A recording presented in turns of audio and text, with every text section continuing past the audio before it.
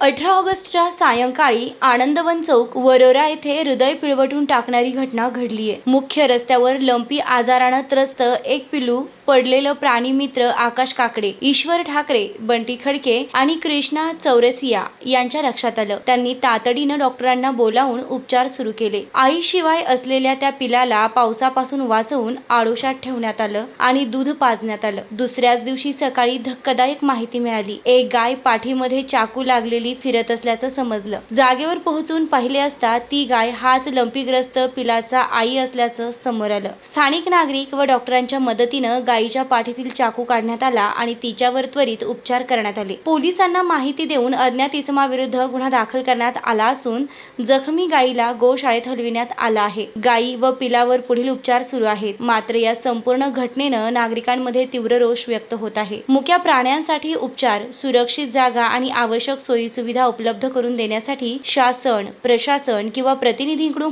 कोणीही पुढाकार घेत नाही, अशी खंत व्यक्त करण्यात आली आहे। आतापर्यंत या उपचारांचा संपूर्ण खर्च प्राणीमित्र आकाश काकडे, ईश्वर ठाकरे आणि त्यांचे सहकारी स्वतःच करत आहेत। तरीही शासकीय मदत मिळेपर्यंत आम्ही थांबणार नाही, असा निर्धार आकाश काकडे यांनी व्यक्त केला आहे। मुक्या जीवांच्या या संघर्षाला न्याय मिळेल का, याकडे सर्वांचे लक्ष लागले आहे।